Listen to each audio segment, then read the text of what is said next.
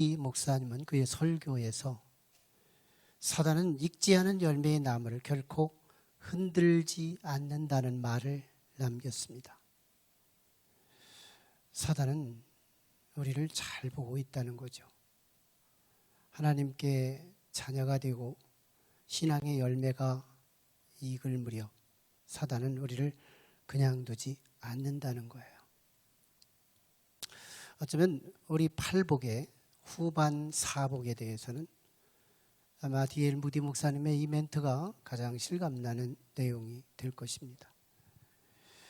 사실은 예수님께 수많은 무리가 따랐어요.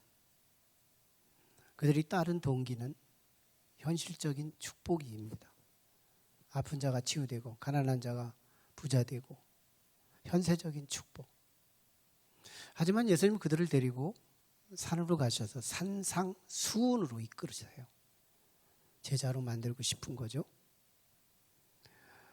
이 산상수훈은 5가지 강화가 소개됩니다. 5가지 이야기 보따리인 거예요. 하나님 나라 백성들의 풍성한 삶. 이것이 사실은 산상수훈 전체 5장에서 7장까지 주어진 말씀이지만 이 산상수훈의 서론으로 팔복이 주어졌다는 것이 지난 시간에 나누었어요. 팔복. 이 팔복은 3가지 특징이 있다 그랬어요. 첫 번째 특징은 앞으로 주어질 산상수훈의 모든 원리가 이 팔복에 다 들어있다. 두 번째는 이미 천국, 그리스도를 영접한 천국이 시작된 사람들이 경험할 수 있는 영적인 보석들이 기독교인의 윤리로 소개되고 있다는 것이고요. 또 이 전달 양식이 지혜문학의 근거에서 선포 또는 선언 그리고 조건문으로 바꾸면 명령어들이 소개되고 있어요. 이 축복에 참여하기를 원하는 무리 누구든지 이 말씀에 참여하면 이 복이 임할 것이다 하는 그런 말씀들이죠. 그래서 지난 시간에는 팔복 가운데 전반 사복에 대해서 나눴어요. 심령이 가난한 자가 복이 있나니 천국이 그들의 것이며 애통하는 자가 복이 있나니 그들이 위로를 받을 것이며 온유한 자가 복이 있나니 그들이 땅을 차지할 것이요 의에 줄이고 목마른 자가 복이 있나니 그들이 배부를 것이며. 이제 우리는 오복에서 팔복까지 후반 사복에 대해서 오늘 나눠야 되는데요. 가장 첫 번째 이면서 오복에 해당이 되는 말씀이 오늘 7절입니다. 7절을 같이 한번 읽어볼까요? 시작. 긍휼히 여기는 자는 복이 있나니 그들이 긍휼히 여김을 받을 것이며. 지금 예수님을 따라 모인 이 무리들은 율법주의 상식을 갖고 참여했어요. 사실은 그들은 언제나 이 율법이 삶의 기준이었죠. 그리고 신앙의 척도였어요. 그건 어느 정도의 하나님의 은혜 안으로 들어온 거죠. 당대의 중근동의 생활 양식, 그 사람들의 생활 양식은 상대방이 내 이빨 하나를 뽑으면 상대방에게 가서 더 큰 세력으로 그들의 이빨 10개를 뽑는 이런 상식을 갖고 살아요. 그러니까 이게 악이 순환되는 거예요. 복수의 열전으로 살아가죠. 그러니까 세상이 아수라장이 되는 거예요. 근데 율법이 기준을 잡아줍니다. 어느 정도의 분노도 삭히고 그러면서도 이 죄에 대한 값도 지불시키는 이 율법이 하는 역할이에요. 상대방이 나의 이빨을 하나를 뽑았으면 율법은 상대방의 이빨을 하나만 뽑아야 된다는 거예요. 둘 뽑으면 안 된다는 거예요. 둘 뽑히면 다시 또 올 거니까요. 이게 순환시키는 거거든요. 근데 율법은 그걸 잡아주는 거예요. 내가 하나를 뽑혔고 네가 하나를 뽑혔으니까 이제 끝났다는 거거든요. 이게 율법의 사명인 거예요. 율법은 언제나 그렇게 이웃을 대합니다. 그러다가 정도에 지나치면 돌로 사람들의 회중 가운데 중심에 두고 돌로 때려서 죽이는, 이게 하나님께 신앙에 충성하는 일이었어요. 죄에 대한 심판이죠. 이런 상식을 가지고 참여한 백성들에게 오늘 제 5복이 선포된 겁니다. 긍휼히 여기는 자. 사실 이 긍휼이라는 단어는 히브리어로 하나님에게만 적용되는 단어입니다. 그게 바로 헤세드예요. 헤세드. 이 헤세드는 사실은 우리가 교회에 오게 되는 배경이 이 헤세드 하나 때문에 오는 거예요. 우리는 제각기 자신의 삶을 양심 가운데 들여다봐요. 순간순간마다 하나님께 자신이 없어요. 나의 죄가 양심에서 자극하고 있기 때문에 말씀으로 비춰봐도 부족해요. 설교를 듣기는 듣지만 내 생활 속에 반영되지가 않아요. 그게 부자유한 거예요. 그런데도 불구하고 하나님께 개선장군처럼 처벅처벅 걸어올 수 있는 성서적 근거, 교리적 근거가 뭔지 알아요? 하나님 안에 흐르고 있는 이 헤세드 때문인 거예요. 하나님의 긍휼. 7번씩 70번의 죄를 지었어도 능히 참고 기다려주며 긍휼히 여기고 불쌍히 여기는 마음, 이게 하나님 안에서 꿈틀거리는 헤세드인 거예요.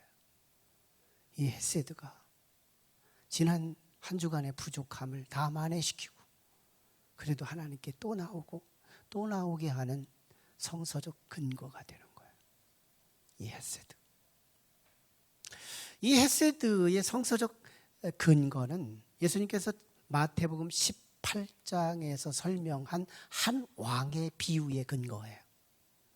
한 왕이요, 자기에게 빚진 자가 있었는데 그가 1만 달란트의 빚을 졌대요.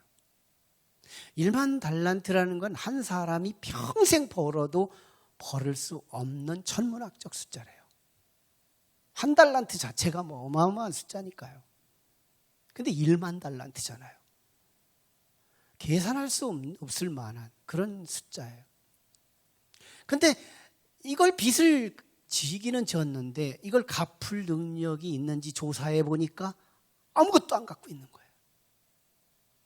그래서 이 왕이 그 속에 흐르는 이 헤세드를 움직인 거예요. 탕감해줘라 이거예요. 그게 용서받았어요. 탕감받은 거예요. 안 갚아도 된다는 거예요. 너무너무 기뻐를 하고 집으로 돌아가는데 자기한테 빚을 진 100데나리온의 빚진 자를 만난 겁니다. 그래서 멱살을 딱 잡고 너 빚 갚으라고. 이 100데나리온은 숫자가 한 달란트의 100분의 1도 안 되는 거예요. 너무너무 작은 미량의 빚쟁인데 그 사람을 붙들고 멱살 잡고 그에게 빚 갚으라고 재촉하고 있어요. 안 된다고 하니까 결국 자기의 작은 광옥에다 가둬버리는 거예요. 이 소문이 동료들에게 나서 왕에게 전달됩니다. 왕이 원래 빚이 1만 달란트 탕감받은 그 사람을 다시 소환해서 너는 1만 달란트 그대로 갚아라. 네가 갚기 전에는 내 감옥에 어두운 데서 이를 갈며 있을 거다 하고 옥졸들에게 맡겨서 심판을 위임합니다. 그러니까 참 이 긍휼이라고 하는 이게 오직 하나님에게만 있었던 그 긍휼, 헤세드가 우리가 긍휼 때문에 하나님의 자녀가 됐고 이 긍휼 때문에 이 팔복의 주인공이 된 건데, 긍휼 하나 때문에 1만 달란트의 어마어마한 빚을 탕감받은 자가 된 건데 우리는 나한테 시루라기 같은 잘못하는 그 사람들을 정죄하고 원수감을 갖고 저주하고 그들을 정죄하더라는 거예요. 그러므로 어제는 그런 헤세드를 입었지만 오늘 내가 그것을 실천하지 않고 하나님에게 그 헤세드를 입은 우리가 헤세드를 세상에 뿌리지 않으므로 오늘의 헤세드가 취소된다는 거예요. 그리고 장차 그리스도께서 다시 오실 그때가 정말 우리에게 진짜 헤세드가 필요한 시점에 그때 우리를 향하여 1만 달란트 네 것으로 갚으라고 하나님께서 하는 순간 우리는 천국은 내 것이 아닌 거예요. 그래서 이미 헤세드, 이 긍휼을 경험한 사람은 이 땅에서 그 긍휼을 살아야 한다는 거예요. 내가 용서받았으니 남들도 용서하면서 살아가는 삶, 이게 성도의 삶이래요. 그러면 어떻게 되는지 알아요? 하나님의 그때 나한테 뿌려주셨던 그 긍휼이 지금, 그리고 그리스도께서 다시 오실 그때, 정작 우리가 필요할 때 하나님은 그 긍휼을 다시 내게 흐르게 하신다는 약속.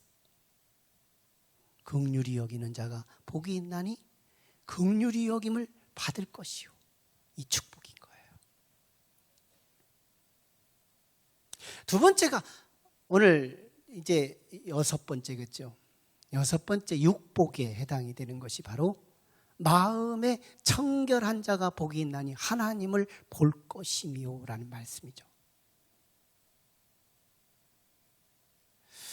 자, 여기서 이 마음이 청결하다 하는 이 마음이 청결하면 복이 있다. 사람들은 마음이 세 가지로 살아갑니다. 한꺼번에 있는 것이 아니라 세 가지 양태를 갖고 사는 거예요. 하나는 복잡한 마음이에요. 이 복잡한 이 마음, 2개 이상의 마음 속에 있을 때 이게 복잡해지는 거예요. 3개, 4개, 5개, 10개 있으면 잠도 안 오죠. 복잡한 것이 내 삶을 이끌어가요. 끌고 가요. 견인해요.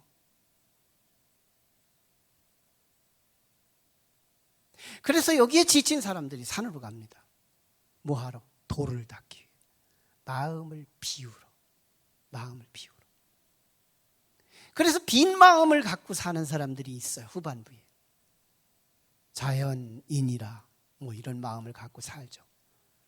그러나 성경은요, 이 빈 마음을 위험한 마음이라고 말해요. 마태복음 14장 이후에 보면 예수님께서 비유로 말씀하시기에 한 사람의 마음이 소재되고 청소되었는데 그때 마귀가 추방됩니다.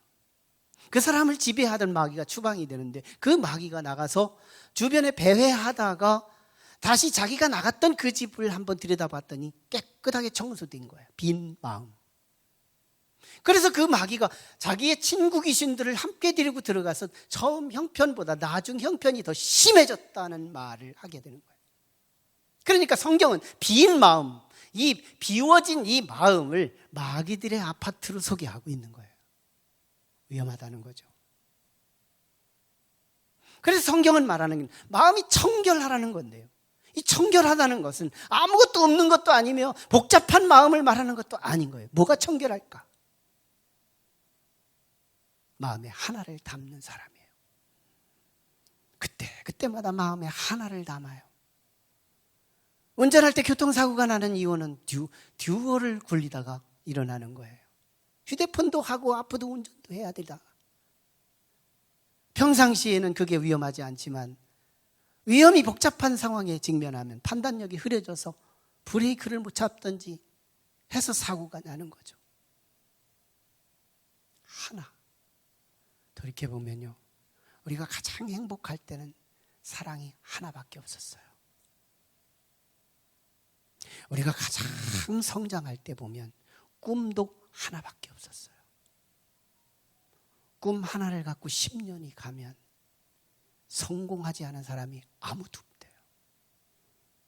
꿈 2개, 꿈 3개를 갖고 구동하니 20년, 30년이 돼도 인생의 성공이란 걸 경험하지 못하더라는 거예요.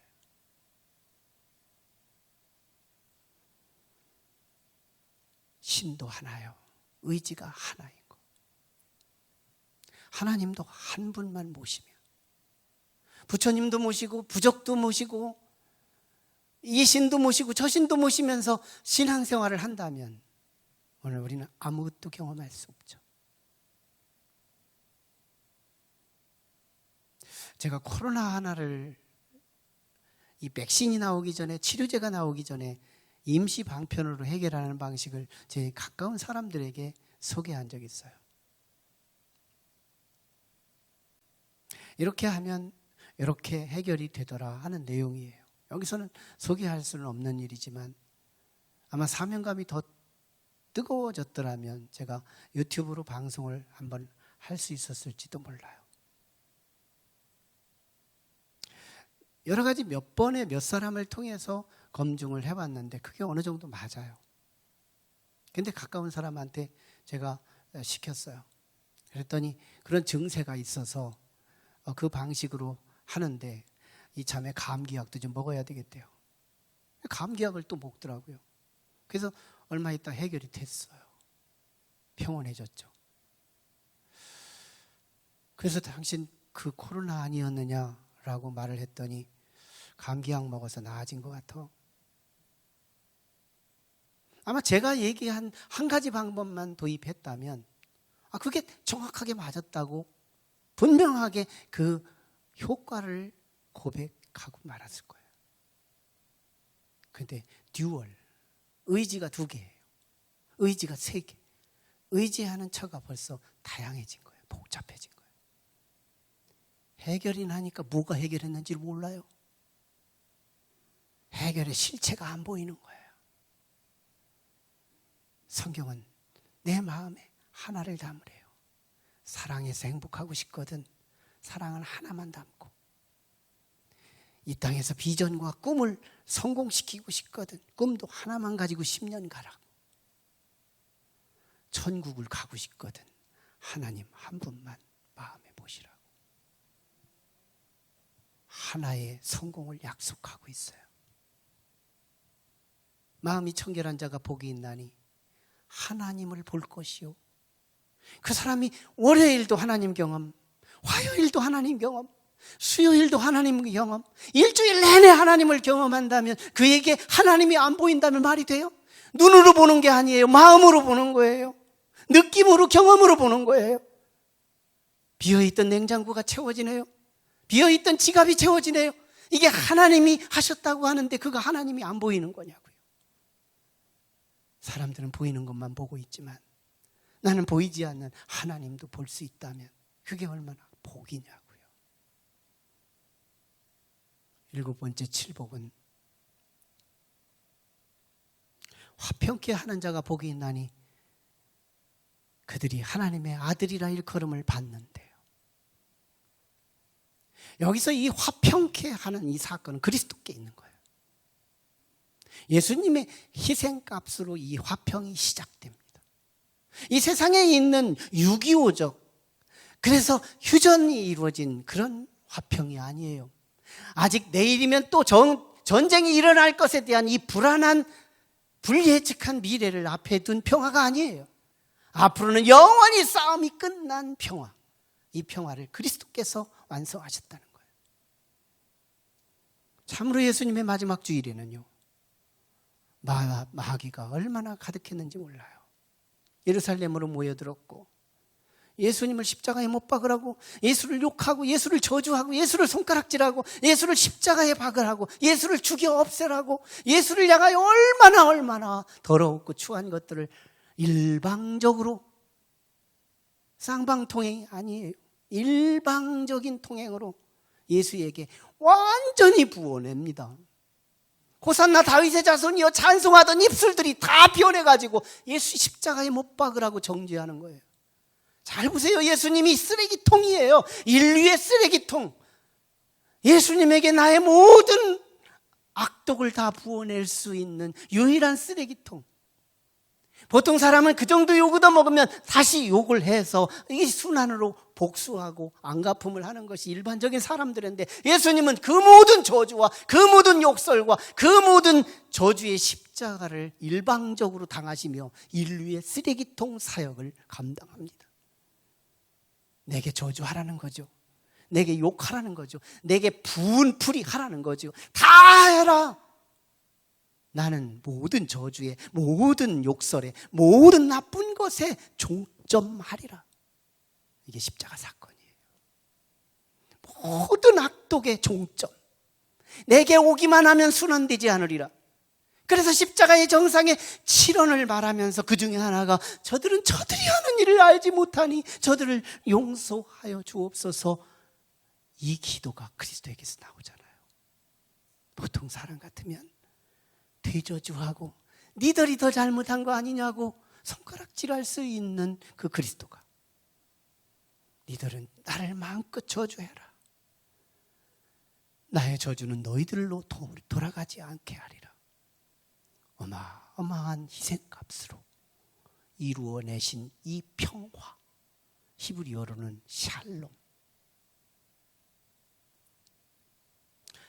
그러므로 그리스도는 십자가와 부활을 통하여 하나님의 아들이 입증되었고 하늘 보좌 우편에 천국의 주인공이 되는 거예요.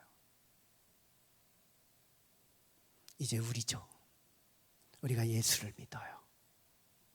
예수 믿어서 이제 우리는 예수를 닮아서 삽니다.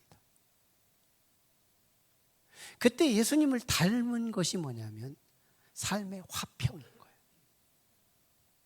과연 내가 가면 싸움이 멈출 수 있냐는 거죠. 내가 가면 불화한 가정이 행복해질 수 있냐는 거예요. 내가 참여하는 그곳에 평화가 흐를 수 있냐는 거예요. 그리스도만큼은 아니래도 그리스도의 아주 새싹 같은 조그만큼이라도 내가 가는 곳이라면 화평, 샬롬을 이룰 수 있느냐. 그러면 우리는 누구예요? 그리스도가 하나님의 아들이니 나도 하나님의 아들이라는 거예요. 이 세상은 두 아들밖에 없어요. 마귀의 아들이냐 하나님의 아들이냐. 마귀의 아들은 언제나 분열하고 언제나 불화하고 언제나 싸움하게 하는 일이지만 하나님의 아들은 언제나 분쟁이 끝나게 하고 언제나 화평하게 하고 언제나 평화하게 하더라는 거예요. 과연 나는 하나님의 아들인가? 마귀의 아들인가? 직분은 상관없어요. 그게 집사라도 그게 권사라도 그게 장로라도 그게 목사라도 내 삶 속에서 불화의 근거가 되고 있다면 나는 하나님의 아들 아니에요. 그러나 이 화평에 대한 부담, 내가 가는 곳이라면 언제나 하나 되고 내가 가는 곳에는 언제나 화평을 이룰 수 있다면, 그게 사람이면 사람의 관계, 그게 하나님과 우리 사이라면 하나님과 나 사이의 신앙의 화평의 관계, 이걸 내가 할 수 있다면 우리는 신분이 확실해요. 하나님의 아들이라는 거예요. 하나님의 아들만 천국에 있습니다. 하나님의 아들. 돌아오는 한 주간은 우리가 하나님의 아들이라는 그 증거를 갖고 와야 돼요. 내 삶의 직장에서, 가정에서, 지인들 틈바기 속에서 과연 우리는 하나님의 아들이냐는 거예요. 마지막 팔복이죠. 의를 위하여 핍박을 받는 자는 복이 있나니 그들이 천국을 얻을 것이라는 거예요. 여기서 의는요, 제6복 6절에 나타난 의와 동일해요. 이것은 하나님의 의예요. 구약에서 강조되는 의예요. righteousness라고 하는 단어를 사용해서 하나님의 의, 이건 인간에게 없는 의예요. 이게 천국 가는 의예요. 이 의가 신약에서는 누구에게 적용되고 어떤 곳에 적용되느냐? 예수님에게 적용돼요. 바로 10절에서 의를 위하여 핍박을 받는 자라고 표현하면서 11절에서 나로 말미암아 핍박을 받고 거짓으로 너희를 욕하는 자에게 복이 있나니, 이 말씀으로 풀어주고 있어요. 그러므로 이 앞에 있는 10절의 의가 11절에 예수님으로 적용될 때 이 의는 그리스도께 적용되는 거예요. 의를 위하여 핍박받는다. 근데 이게 제6절에 나타난 그 의는 존재론적인 축복이에요. 의에 줄이고 목마른 자가 복이 있나니 그가 배부를 것이미요가 6절이잖아요. 6복이잖아요. 6절에 나타난 복이잖아요. 근데 내가 의에 줄이고 목말라, 예수님으로 목마르고 예수님으로 굶주리고 그런 사람에게 결국은 예수님이 임해서 그에게 모든 배고픔을 채워줌으로 배부른다는 말이거든요. 예수 믿어서 덕 봤다 그 말이에요. 근데 이제는 너무너무 감사한 거예요. 예수님에 대한 비밀이 많아진 거예요. 예수님에 대한 체험이 많아진 거예요. 할 말이 많아진 거예요. 그래서 이건 나 혼자 누리기는 너무너무 아깝다는 거예요. 너무 맛있는 음식을 먹은 사람들은 자기 가족 데리고 가고 친구들 데리고 가는 것처럼 너무너무 예수를 품고 배불러 보니까 너무너무 좋은 예수님에 대해서 나 혼자만 누리기는 아깝다는 거예요. 그래서 이 예수에 대한, 이 의에 대하여 이제 6절과 비교되는 사명으로 이어지더라는 거예요. 그래서 홍보예요. 참, 이 의에 대해서 홍보하지 않으면 세상이 가만히 있는데요, 이 의에 대해서 사역을 하기 시작하면 박해가 시작됩니다. 싸울 일이 생기는 거예요. 그도 그럴 것이, 아담이 타락한 이후에 이 세상은 사단의 왕국이 돼요. 사단의 통일 왕국이에요. 하나님의 나라가 조금도 없어요.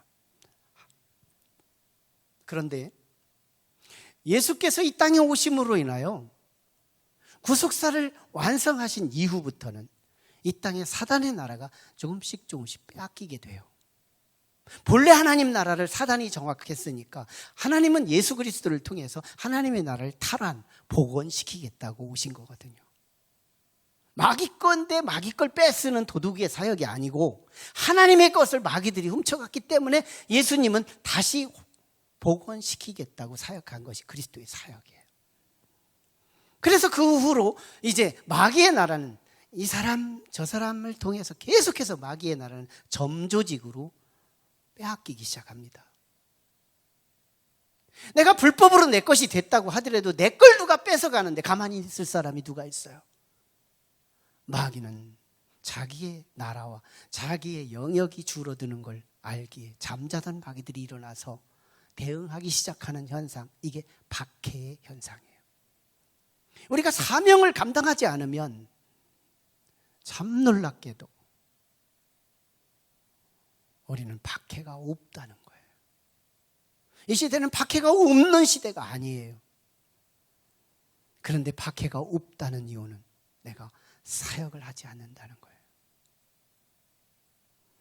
우리 성도는 다 사명자예요.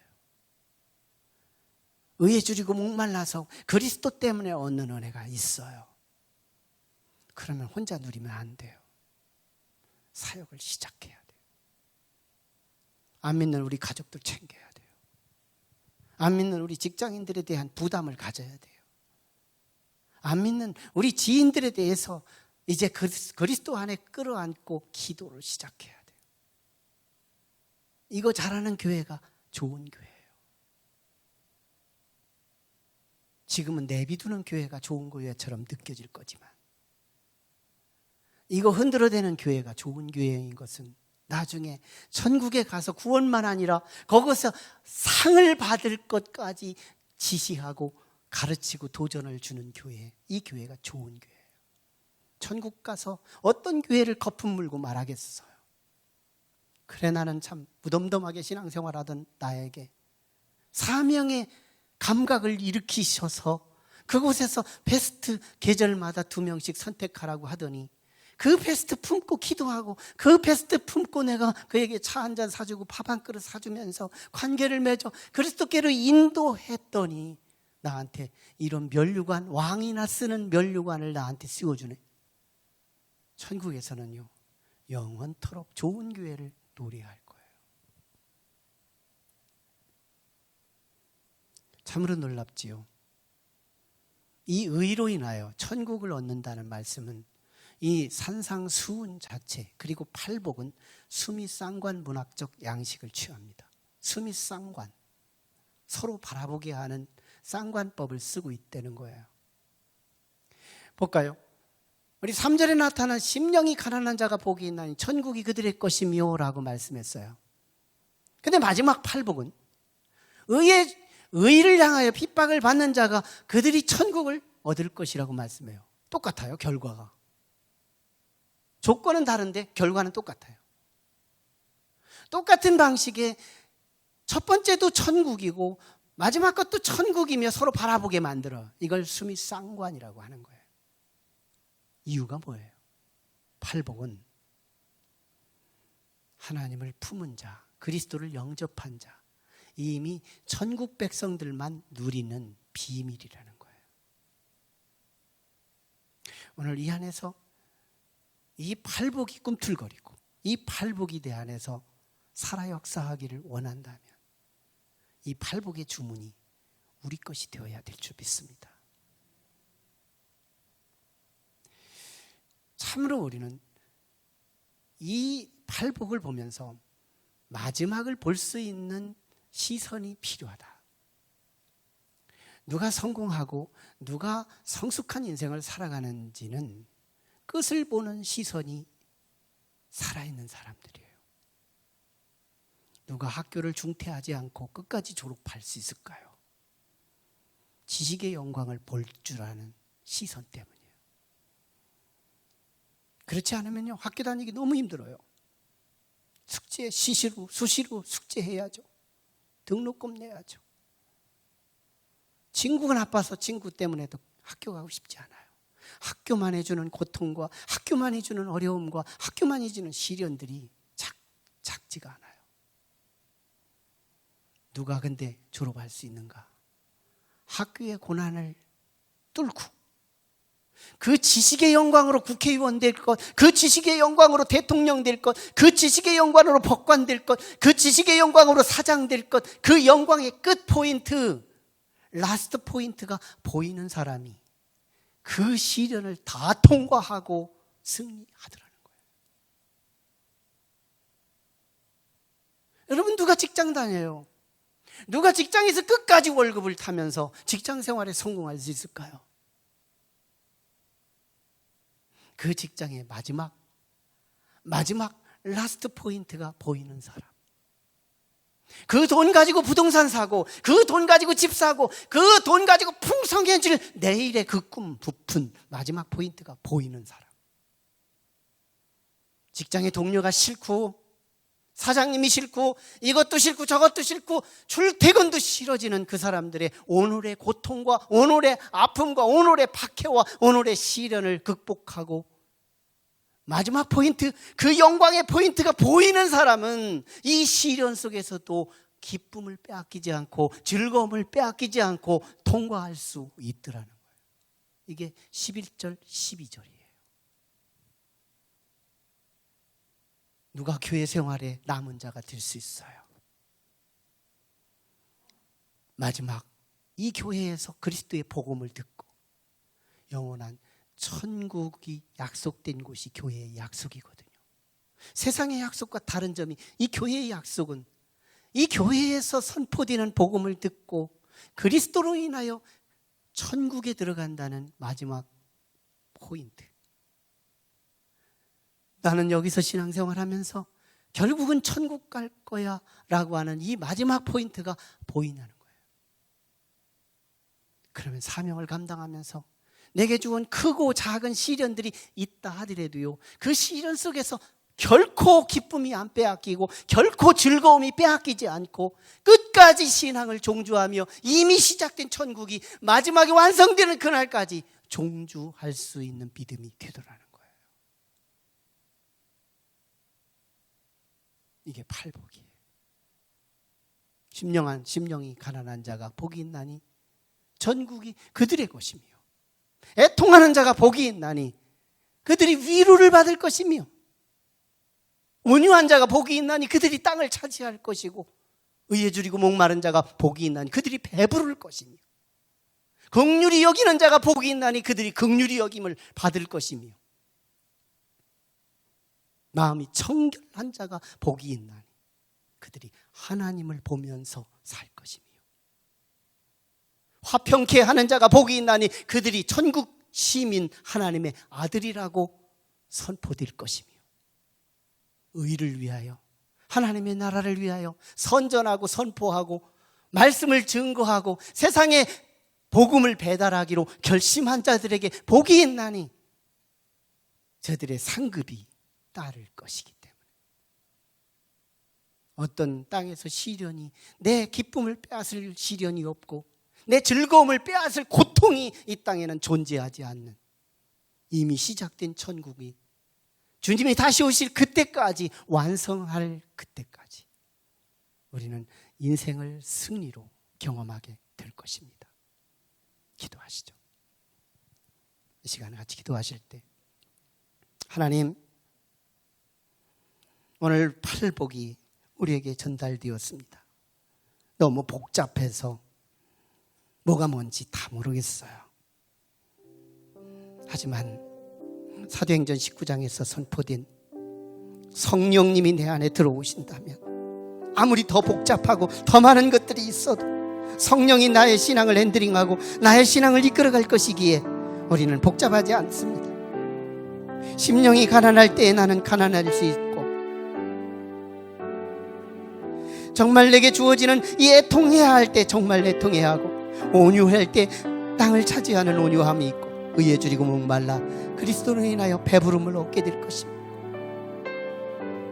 긍휼히 여김으로 또한 내가 다시 오늘 또 미래에도 긍휼을 경험하고, 마음이 청결해서 하나님을 보면서 살고, 화평하게 함으로써 하나님의 아들의 신분을 회복하며, 의를 위해 박해를 받음으로 다가오는 모든 시련과 어려움이 우리의 기쁨을 빼앗기지 않고 즐거움이 빼앗기지 않는 이유는 하나님이 나를 감싸 안아 주셨기 때문입니다. 주여, 성령님, 오늘 이 말씀이 내 안에서 녹아지게 하시옵소서. 오늘 이 말씀이 내 안에서 꿈틀거리게 하여 주옵소서. 하나님의 이미 시작된 천국이 내 안에서 비밀처럼 활동하게 하옵소서. 우리 하나님 앞에 간절히 부르짖고 기도합니다. 거룩하신 아버지, 은혜를 감사해요. 산상수훈의 이 팔복이 오늘 우리 안에서 녹아지기 원합니다. 예수님의 DNA가 우리 안에서 살아나게 하시고 회복되게 하시고, 이 팔복의 비밀이 내 삶 속에서 경험되고 체험되게 하여 주셔서 천국이 죽어서 가는 곳이 아니라 여기서 이미 시작된 천국을 누리도록 도와주시옵소서. 하나님, 부탁드려요. 하나님, 우리 가운데 역사해 주심으로 하나님의 놀라우신 약속들이 우리 안에서 경험되는 한 주간이 되게 하여 주옵소서. 예수님 이름으로 기도하옵나이다. 아멘. 다 같이 자리에 일어나셔서 우리 같이 찬양합니다. 우리의 마음은 내려놓고 주님의 마음을 내 안에 달라고 사모하며 찬양합니다. 보소서 주님.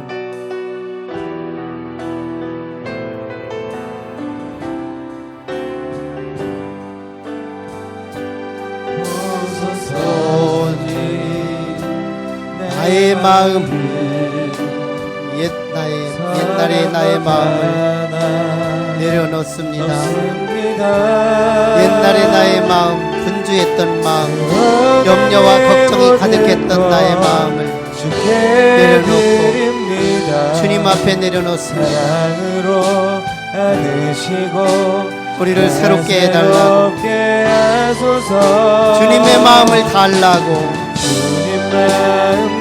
주님의 마음을 내게 달라고, 내 아버지, 주님의 마음을 내게 달라고.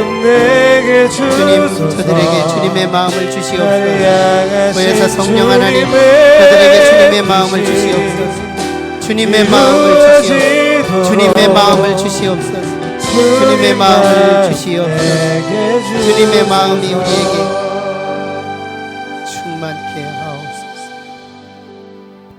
우리 파송합니다. 사랑하는 성도 여러분, 저는 여러분을 세상의 복음 선교사로 파송하기를 원합니다. 같이 합니다. 시작.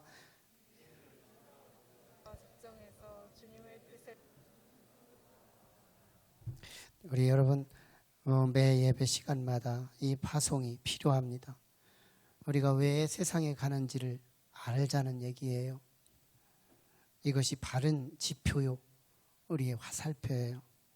사랑하는 교우 여러분, 나는 여러분을 세상의 복음 선교사로 파송합니다.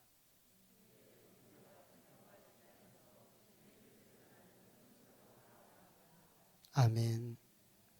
지금은 우리를 구속하신 예수 그리스도의 은혜와 아버지 하나님의 크신 사랑과 성령님의 내주교통 충만하심이 오늘 예배드리면서 내 마음에 희망을 두지 않고 그리스도의 마음, 주님의 마음이 내 안에 복제되어 팔복의 비밀이 내 안에서 꿈틀꿈틀거리고 내면의 그리스도인의 참으로 비밀이 충만할 것을 기대하고 그리고 그 비밀을 사랑하는 지인들과 이웃들에게 증거하기로 결심하고 들어가는 성도들 머리 위에 그리고 저들의 직장과 사업 위에 이 땅 위에 가득하도록 지금부터 영원토록 함께 하시기를 간절히 축원하옵나이다.